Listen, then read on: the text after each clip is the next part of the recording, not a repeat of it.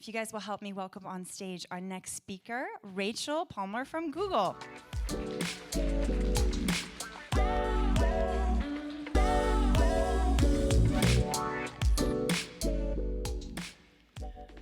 Rachael, thank you so much for coming to be with us today. So happy to be here. I mean, wow, a live audience. This is so different than, It's weird, isn't it? It's weird, and I'm looking out and I see masks and, okay, we're in a different phase of life now than pre-COVID. I know. I can't wait for the day that we can just all take them off and be in a room again. Rachael, your title reads like a dream. I think there's a lot of people in this room that would agree with me. Head of VC and Startup Partnerships, EMEA at Google. What do you do and how did you end up there? Oh, what do I do? Feels like a little bit of everything. So I'll talk a bit about my core role. So my core role is working with top VCs across the region and their portfolio companies. So helping them partner with Google. So a VC company might come and say, hey, our portfolio companies all want to learn about AI. And so I'll go and gather the AI people and within Google, and we'll put together a program for their portfolio companies, so one to many. Also, we could run into a portfolio company that might want to partner with Google. So maybe, for example, I mean, this didn't happen, but I'm just using it as an example. Uber, they might want to integrate into Google Maps or something like that. So the company would come to me, and I would go and try to figure it out with the product team to see if it could actually happen. The other way around, which is exciting as well, and I love this type of work, is when Google's building something. So we're trying to figure out, how do we build for the micromobility industry, right? When we build, we test, we experiment, we talk to customers out there to try to understand. We like to work with startups because they're fast, they're nimble, and they give us real feedback. So I'll go out and I'll work with the VC companies to find the startups that could potentially help us with the testing. Or we might have an early access program, and we'll bring them along and bring in some startups to test. Other things, sometimes we have projects we want strategic investors for. That's kind of cool. I did that like once.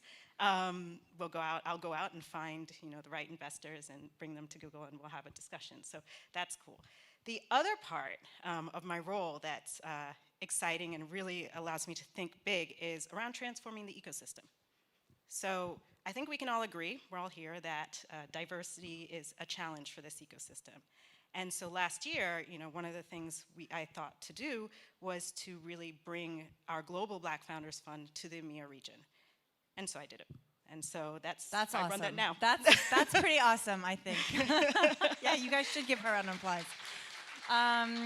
Perfect. Well, that's a great transition for this topic. I wanted to highlight the fact that you are actually doing a lot beyond just gender diversity, but just diversity and inclusion all around. But tell us about this fund and how you brought it over. Okay, and I'll also tell you a bit about the strategy and just how it came to be, my thinking all around. So let's first start with a personal story about something that happened to me in the virtual world of COVID. So last year, I was at a conference that I had gotten into. It was not super diverse, but it was virtual. And like many of us, I had my camera off. I didn't have an icon. I was just tip-tapping away, not really. I was paying attention, but kind of one ear in, one ear out. And the topic of diversity came up and investing diversely. It was right after George Floyd's death, right after Black Lives Matter, and this VC came on and he said, my LP, so his investor in his fund, told him to leave, his job, his returns, and to leave the charity to him. Wow, yeah, I see Roxanne's face. Can I see all of your faces? There's one face, I know. Yeah, it was shocking. So I turned on my camera and could see who I was. And I was like, well, are you going to take his money next time? And the answer was yes. So that's why I realized, wow, this problem is really hard to solve. We see the data, less than 1% goes to female founders. Less than 0.5% goes to Black founders across Europe. In the UK, 38 Black founders were funded in the last 10 years. It's bad.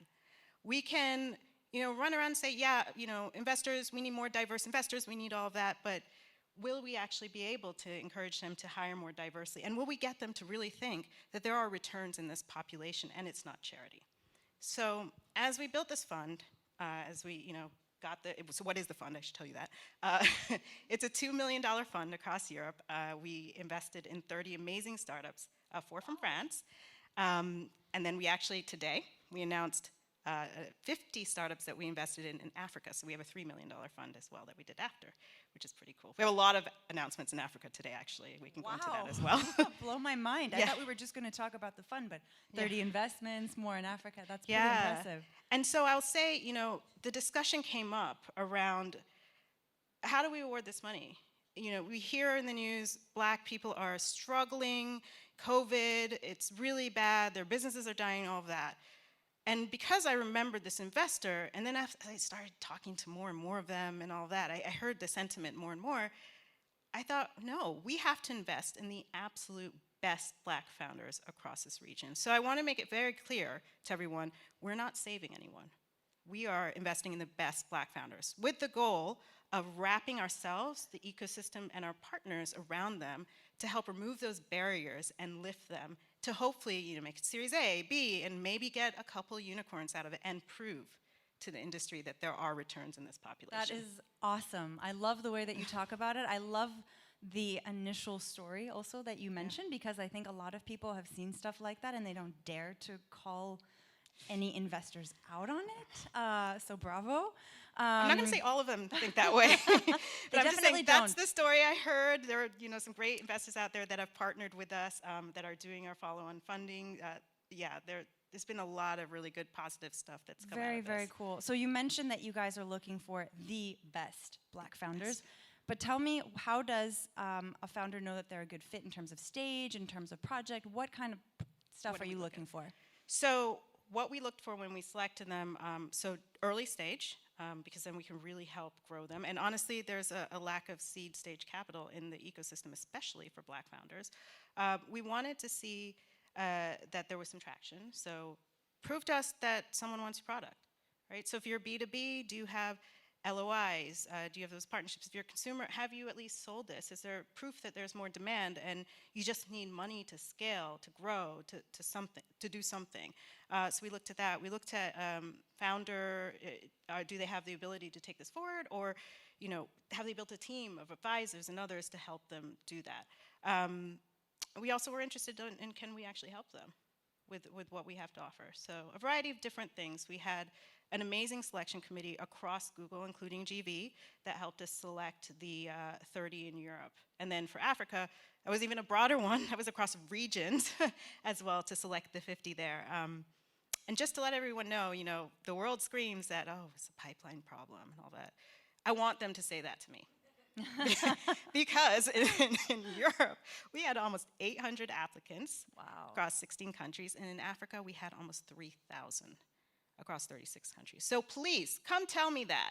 I might make you read some of those applications next year. That is awesome. And you guys, beyond the fund, you're doing even more. You have an immersion program as well. Can you tell us about that? Oh yeah, I can tell you about everything we do, because I'm learning. I learn every day. So we are so, Googlers in general are just so focused on leveling the playing field, doing stuff to make the world more diverse and a better place. So we have, you know, in the last year, we've launched 2 immersion programs. So we launched a Black immersion program, a women's immersion program. We, yesterday, just announced 15 startups for a Europe Health Accelerator, and we're working on a women's health something, which we'll talk about later at some point when it's announced as we develop it.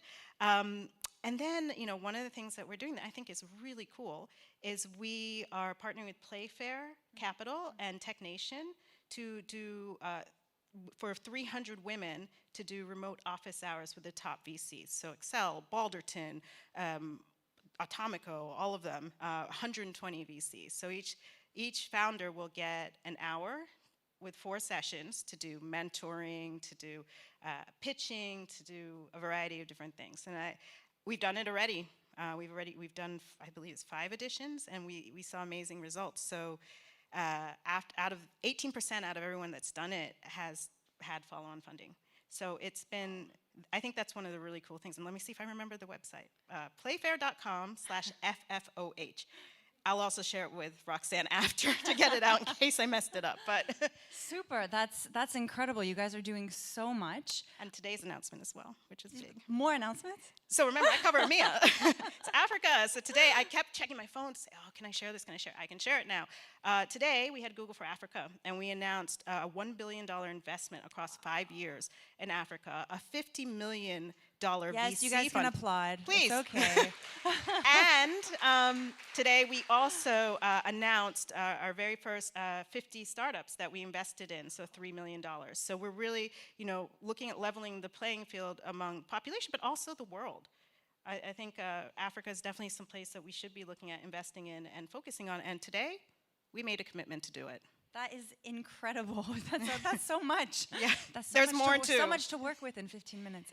There's more, but No, I want to come back to, I want to come back to each thing.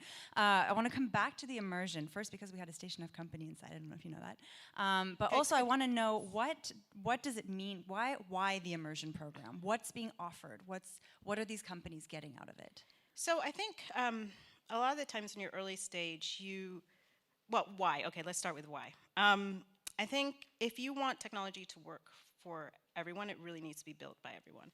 And right now, people just aren't getting, Black people, women, we're just not getting the same access to, we build small scale, but we're not getting the cash to really build and make it big for everyone. So that's a bit of, the why, right? Our whole goal is to level the playing field. What does it mean? So the immersion programs are kind of where we have mentoring sessions, we have programs, we bring in leaders from across Google to speak to them, we bring in various engineers, and we have a programming team that does all this stuff as well, so I'm kind of telling you what I've seen. But we bring in engineers to coach, to advise, and just help along, and make introductions sometimes as well.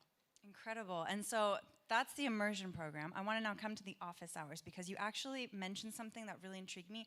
A lot of times we do office hours and we don't see what happens after. And you mentioned that they had follow-on funding. Yeah, so the stat I saw this morning was 18% of them had follow-on funding from like a this magical last office hour? Like, what's going on? You know what, we can dig into this, we can find out more info, and we can share with the world. Let's talk about follow-on funding, actually. So another great stat this week to prove that the Black Founders Fund is working, which really just made me feel amazing about this. All of us, we were screaming about this, we sent emails to the leadership, everything. The $2 million that we invested in Europe, so remember we did the investments in June, we started the program in June. They've had $40 million in follow-on funding. That is a 20x follow-on. Wow. It's working. And when I go out, yesterday I had lunch with the Black Founders in France. I went out with another Black Founder last night, and he said, you know what, Rachel, this is really helping us. It's giving us the credibility that we mightn't always have. So this founder I went out with last night went to the Valley, went to go try and raise more money. We did introductions, warm introductions to him. So there's one of me on the East Coast of the US, and the West Coast of the US, and Israel, and India. We're across the world. So I just called him up and I said, do you know this VC? Can you introduce this startup from our program? And they did the introduction. And that startup was able to raise his initial 10 million seed round. Wow. And he said, I think about it and I'm like, well, we're giving up to 100K. It actually really matters. It's more than the money for them. And that's what I think is absolutely amazing in this and that. This week has been just an incredible week of celebration, champagne in France. And announcements. And announcements, just good times. So. That's awesome. Well, I see the clock ticking. I have one last question that I want to ask you, because our audience has been slacking on questions, but it's okay. You are in a position where you just see so much from the startup ecosystem. Startups, VCs, EMEA, like a huge region. With regards to diversity, what do you see happening? What's changing? Is anything changing?